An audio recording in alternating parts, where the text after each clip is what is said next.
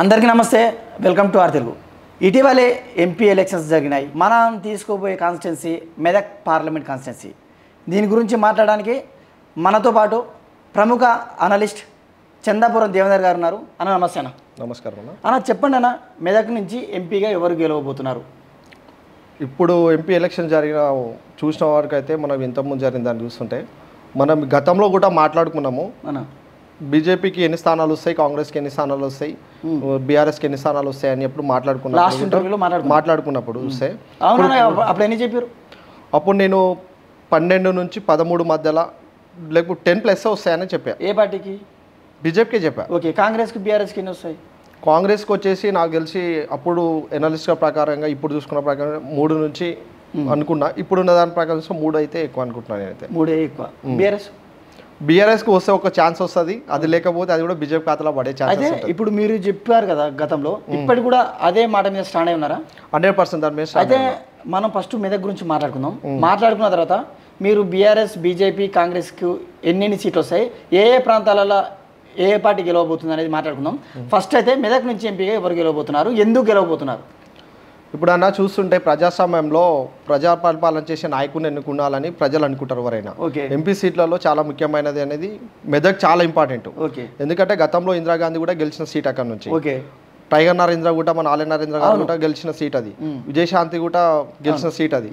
కాబట్టి ఇప్పుడు ముఖ్య పాత్ర ఏంటంటే అక్కడ ఇంతకుముందు కొత్త ప్రభాకర్ ఉండే, అక్కడ ఎంపీ ఉండే, మెదక్ ఉండే బీఆర్ఎస్ నుండి. ఇప్పుడు ప్రజెంట్ ఎలక్షన్లో మాత్రం చూస్తుంటే ఆడైతే ఇద్దరు మధ్యలో పోర్ అనేది ఉంటుంది. అందులో మాత్రం రగన్న గెలుస్తాడని 100% నా సర్వే ప్రకారం అయితే రగన్ననే విన్ అవుతాడని అనిపిస్తున్నది.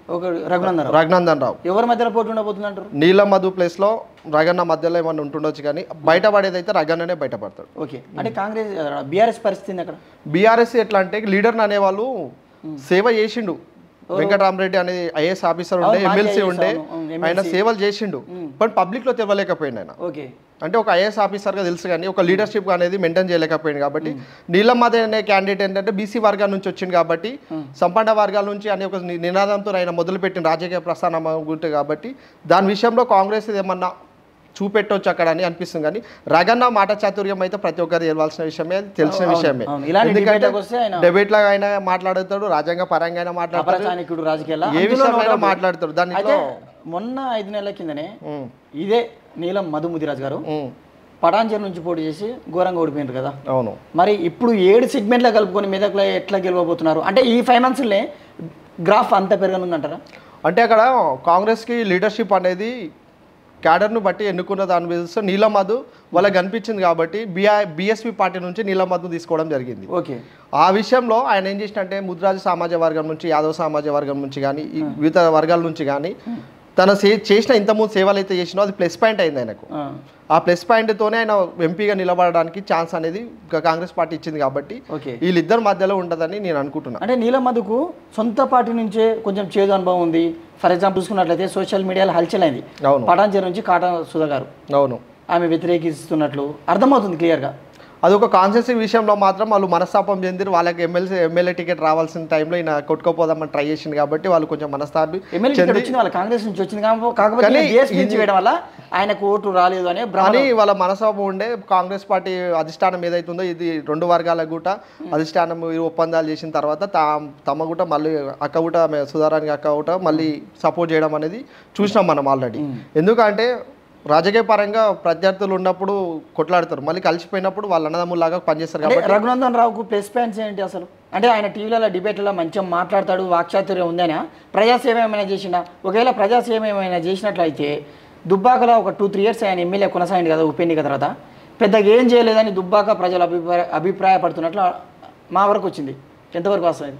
రగన్నది కాన్సెప్ట్ ఎట్లా ఉంటుంది అంటే రఘునందన్ రావు గారిది చిన్న వర్గం నుంచి అయినా పెద్ద వర్గం అయినా ఒక బీజేపీ కాన్సెప్ట్ పైన ఎన్నుకున్న ఒక కార్యకర్త ఎవరైతే ఉంటారో నష్టపోవద్దు. ఓకే, ఏ పార్టీలు ఉన్నా సరే తను నమ్మిన సిద్ధాంతాల ప్రకారం ఫ్యామిలీ కోసం కేటాయించాలని ఒక నినాదమైన ఫస్ట్ నుంచి కూడా చెప్తున్నాడు. రాజకీయ ప్రస్థానం మొదలుపెట్టినప్పటి నుంచి కూడా చెప్తున్నాడు.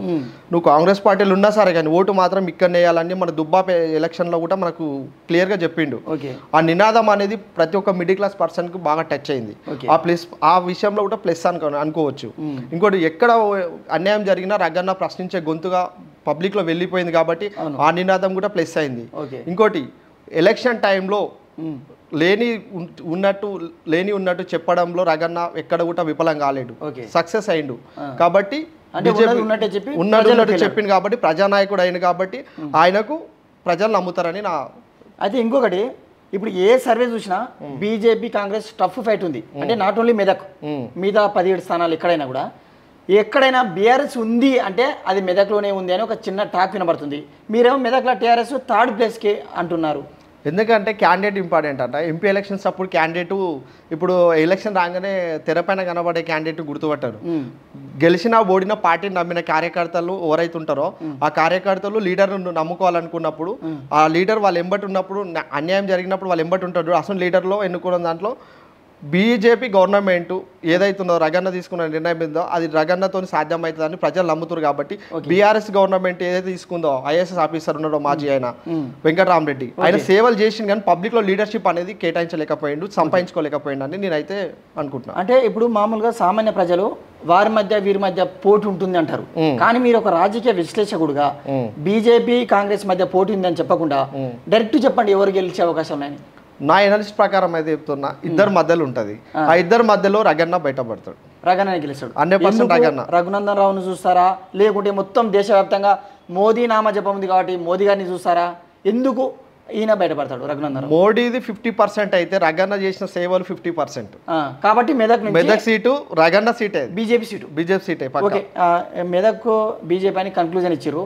మరి ఒకసారి ఫాస్ట్కి వెళ్ళినట్లయితే బీజేపీ 10 నుంచి 12 వస్తాయంటారు కదా. గన్ షాట్ బీజేపీకి వచ్చే సీట్లు, గన్ షాట్ కాంగ్రెస్కి వచ్చే సీట్లు, అదేవిధంగా బీఆర్ఎస్కి వచ్చే సీట్లు చెప్పు. నేను చెప్తున్న ప్రకారం అయితే, ఇప్పుడు నేను కొన్ని సర్వేలు చేసిన ప్రకారం అయితే కరీంనగర్ బండి సంజయ్ ఓకే తెలంగాణ ఉద్యమంలో కూడా తన పాత్ర ఏదో బీజేపీ తరపు నుంచి తన కొట్లాడిన ఉద్యమం స్థాపించిన నుంచి కూడా రాష్ట్ర అధ్యక్షుడు ఉన్నప్పుడు కూడా బీజేపీ నినాదంతో ప్రజల్ని చైతన్యపరిచిన సీటు ఆయనని కంచుకోటలాగా అయిపోయింది. కరీంనగర్ సీట్ ఒకటి. Okay, Chevella seat important. కొండ విశ్వేశ్వరరెడ్డి సీట్ అనేది ప్రజాసేవలో ముందున్న నాయకులు ఎవరంటే మన కొండ విశ్వేశ్వరరెడ్డి అని చెప్తారు. ఇప్పుడు జైరాబాద్కి వచ్చే వరకు 2 టర్ములు 2014 కానీ 2019 కానీ ప్రజానాయకుడిగా మెప్పొందింది కాబట్టి ఈరోజు బీజేపీలో ఆయనకు సీట్ ఇచ్చింది అని నేనైతే ఆశాభావం వ్యక్తం చేస్తున్నా ఒక ఎనలిస్ట్గా. ఎందుకంటే ఆయన కరోనా టైంలో బీబీ పాటిల్ ప్రజలకు సేవ చేయడానికి ఎంపీ మామూలు మనిషిలాగా వచ్చి ప్రజాసేవ చేసిండు. ఓకే, సురేష్ షెట్కర్ కూడా ఉన్నారు అక్కడ. అవును, ఆయన ఇంతకుముందు పరిపాలించినప్పుడు ఎలా ఉందో, బీ పార్టీలు వచ్చినాక ఎలా ఉందో అనేది ప్రజలకు తెలుసు. అక్కడ ప్రజలకు తెలుసు. గాలి అనిల్ కుమార్ అంటే ప్రతి ఒక్కరికి చెప్పాల్సిన అవసరం లేదు, ఎందుకంటే ఇప్పుడు ఎంపీ సీట్ అప్పుడే ఆయన బయటకు వచ్చిండు. ఓకే, అట్లా. ఓకే, ఇప్పుడు ఏం చెప్పారు? చేవేల చెప్పారు, అవును, కరీంనగర్ చెప్పారు, జహీరాబాద్ చెప్పారు, ఇంకా గన్ షాట్ బీజేపీ ఉన్నాయి. బీజేపీ గన్ షాట్లు అంటే చాలా. సికింద్రాబాద్ అనేది కిషన్ రెడ్డి గారిది రాష్ట్ర అధ్యక్షుడు కాబట్టి అది. మల్కాజ్గిరి అనేది బీసీ వర్గానికి ఇప్పుడు చాలా ఇంపార్టెంట్ సీట్. అది మల్కాజ్గిరి దేశంలోనే 2వ పోలింగ్ లో దాంట్లో నెంబర్ 1 ఉండేదంటే మన మల్కాజ్గిరి నెంబర్ 1. అది ఓటర్ సంఖ్య మళ్ళీ ఇంకో తెలంగాణ ఉద్యమకారుడైన ఈటల రాజేందర్. బీసీ వర్గాల నుంచి వచ్చిన ఒక ఉన్న వ్యక్తి అంటే ఈటల రాజేందర్ పేరే చెప్తారు మన ఫస్ట్ వినే పేరు. మహబూబ్నగర్ నుంచి ఎవరు గెలవబోతున్నారు? డీకే అన్నమ్మ గెలవస్తుందా? 100%. డీకే అన్నమ్మ చాతుర్యం కానీ మాట చాతుర్యం కానీ మహిళల కోటకి జహీరాబాద్ అక్కడ మహబూబ్నగర్ చాలా వ్యత్యాసం కదా. మీకు కూడా అక్కడ అవగాహన ఉంటే ఒకవేళ అన్నమ్మ గెలిచే అవకాశం ఉన్నాయి మహబూబ్నగర్. నాకు సర్వేల ప్రకారం అన్నమ్మనే గెలుస్తుంది. అక్కడ నాగర్కర్నూలు నుంచి పోతుంటే భరత్ ప్రసాద్ బీజేపీ నుంచి గెలుస్తున్నాడు. అక్కడ నాగర్కర్నూలు అంటే 2 మధ్య టఫ్ ఉంటుంది. ఏ పార్టీ? ఇప్పుడు పొద్దుగంటి భరత్ కుమార్ గారు ఉన్నారు కదా బీజేపీ పార్టీ నుంచి, ఆర్ఎస్ ప్రవీణ్ కుమార్ గారు బీఎస్ నుంచి ఉన్నారు కాబట్టి ఆ 2 మధ్యలో చెప్పలేను. 3rd ప్లేస్ కాంగ్రెస్ ఉంటుంది కానీ 2 మధ్యలో మాత్రం చెప్పలేను. అది ఓకే, ఎందుకంటే అందులో కూడా చెప్పలేను. భువనగిరి నరసయ్య వచ్చే అవకాశం 100% చెప్తున్నా. ఎక్కడైనా లీడర్ని నమ్మే ఓటేస్తారు. అంటే పార్టీ సిద్ధాంతాలు ఒక 50% ఉంటాయి, లీడర్ నమ్మి 50 సిద్ధాంతాలు. అంటే బీజేపీ కొన్ని వస్తాయి, 10 నుంచి 12 వస్తున్నాయి కాబట్టి ఎక్కువ సంఖ్య చెప్పలేకపోతున్నారు అనుకో. కాంగ్రెస్కి వచ్చేవి పక్క ఇది కాంగ్రెస్ అనే సీట్ ఏమైనా ఉందా? నేనైతే ఖమ్మం అనుకుంటున్నా. ఖమ్మం ఒక సీట్ వస్తుందని నేనైతే నాకు ఫస్ట్ వినబడ్డది నాకు తెలిసిన ప్రకారం. హైదరాబాద్ నుండి MIM versus BJP. MIM versus BJP అంటే మనం ఎలక్షన్లో సోషల్ మీడియాలో అన్నిట్లో చూసినాం ఆల్రెడీ. మాధవలత గారిది ఎంఐఎంది ఓటరింగ్ అనేది జరిగిందని ఎలక్షన్ కమిషన్ కూడా కాంప్లైంట్ చేయడం జరిగింది. అక్కడ కూడా ఎంఐఎం యాక్చువల్గా ఈసీ కూడా దానికి స్పందించారు, అలాంటిది ఏం జరగలేదని చెప్పారు. కాబట్టి చెప్పండి. చెప్పలేము ఇక అట్లా అన్నప్పుడు మాధవలతి గారు గెలిస్తే ఇంకా బాగుంటుంది. ఆమె ఒక మహిళలకు ఇన్స్పిరేషన్ అవుతుంది కాబట్టి ఆమె గెలిస్తే సంతోషమే. ఇంకోటి ఎంఐఎం పార్టీ అక్కడ గెలుస్తున్నది అంటే ఓటు రిగ్గింగ్ చేసి గెలుస్తుంది అనేది ఒకటే ప్రజల ఆశ వ్యక్తం అవుతున్నది. ఓకే, ఇది కాంగ్రెస్ ఎంఐఎం గెలిచినా కాంగ్రెస్ కోట కిందనే పడుతుంది.